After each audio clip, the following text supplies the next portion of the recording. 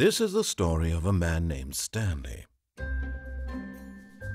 Stanley worked for a company in a big building where he was employee number 427. Employee number 427's job was simple. He sat at his desk in room 427 and he pushed buttons on a keyboard. Orders came to him through a monitor on his desk, telling him what buttons to push, how long to push them, and in what order. This is what employee 427 did every day of every month of every year. And although others might have considered it soul-rending, Stanley relished every moment that the orders came in, as though he had been made exactly for this job. And Stanley was happy. And then one day, something very peculiar happened. Something that would forever change Stanley. Something he would never quite forget. He had been at his desk for nearly an hour when he realized that not one single order had arrived on the monitor for him to follow. No one had showed up to give him instructions, call a meeting, or even say hi. Never in all his years at the company had this happened, this complete isolation. Something was very clearly wrong. Shocked, frozen solid, Stanley found himself unable to move for the longest time. But as he came to his wits and regained his senses, he got up from his desk and stepped out of his office. A soft wind blew outside and perhaps rain started, and if it did, it stopped shortly after. Stanley hoped that he would one day see weather.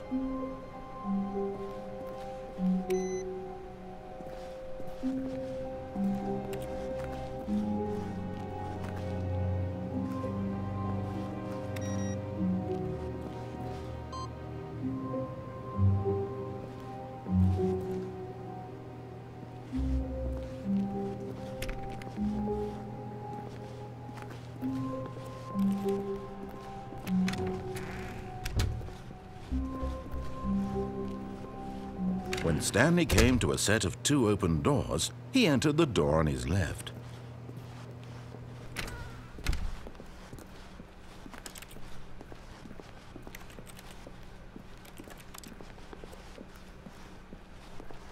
Yet there was not a single person here either. Feeling a wave of disbelief, Stanley decided to go up to his boss's office, hoping he might find an answer there.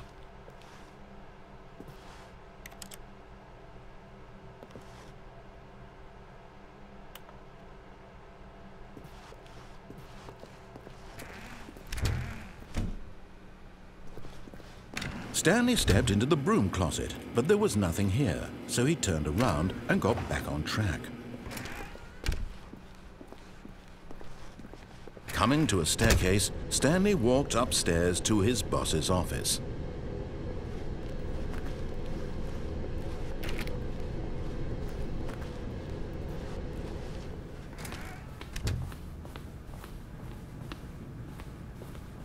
Stepping into his manager's office, Stanley was once again stunned to discover not an indication of any human life. Shocked, unraveled, Stanley wondered in disbelief who orchestrated this, what dark secret was being held from him. What he could not have known was that the keypad behind the boss's desk guarded the terrible truth that his boss had been keeping from him. And so the boss had assigned it an extra secret PIN number, 2845. But of course, Stanley couldn't possibly have known this.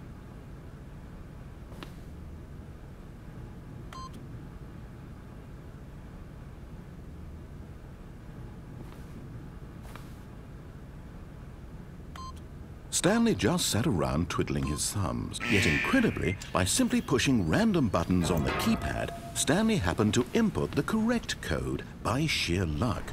Amazing. He stepped into the newly opened passageway.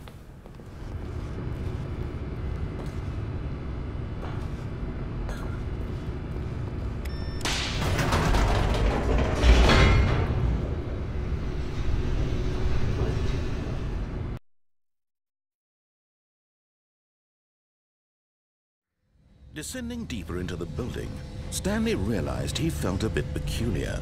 It was a stirring of emotion in his chest, as though he felt more free to think for himself. to question the nature of his job. Why did he feel this now, when for years it had never occurred to him? This question would not go unanswered for long.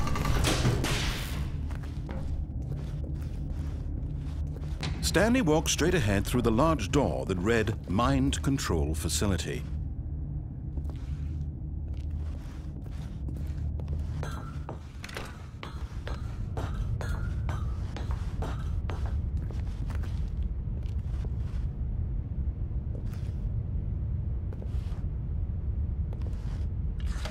The lights rose on an enormous room packed with television screens.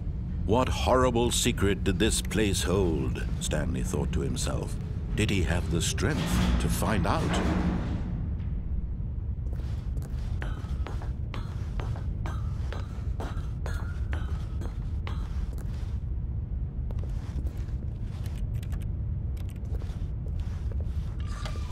Now the monitors jumped to life, their true nature revealed.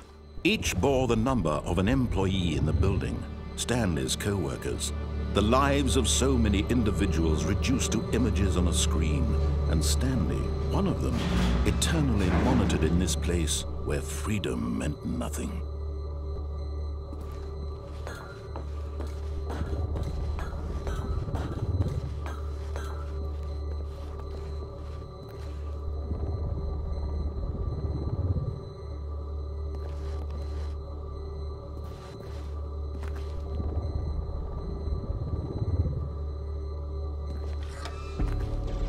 This mind control facility, it was too horrible to believe. It couldn't be true. Had Stanley really been under someone's control all this time? Was this the only reason he was happy with his boring job? That his emotions had been manipulated to accept it blindly?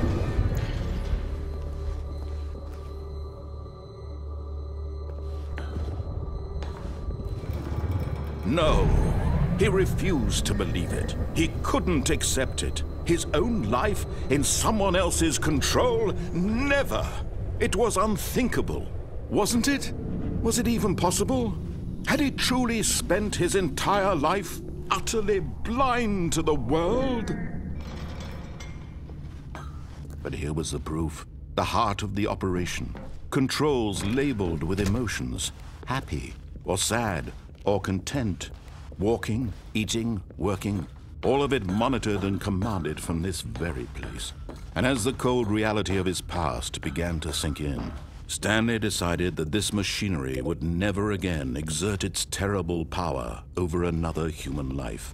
For he would dismantle the controls once and for all.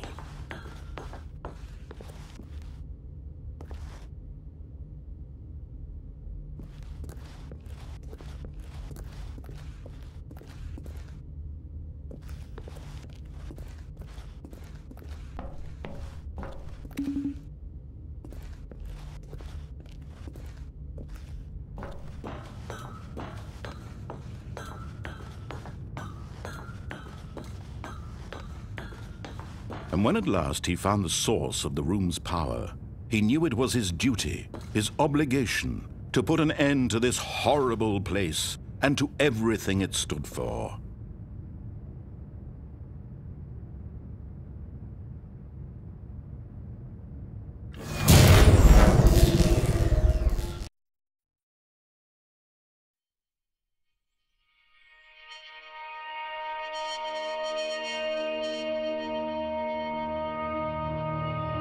Blackness, and a rising chill of uncertainty. Was it over?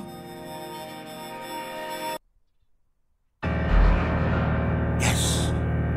He had won! He had defeated the machine, unshackled himself from someone else's command. Freedom was mere moments away. And yet, even as the immense door slowly opened, Stanley reflected on how many puzzles still lay unsolved. Where had his co-workers gone? How had he been freed from the machine's grasp? What other mysteries did this strange building hold? But as sunlight streamed into the chamber, he realized none of this mattered to him, for it was not knowledge or even power that he had been seeking, but happiness. Perhaps his goal had not been to understand, but to let go. No longer would anyone tell him where to go, what to do, or how to feel. Whatever life he lives, it will be his. And that was all he needed to know. It was perhaps the only thing worth knowing. Stanley stepped through the open door.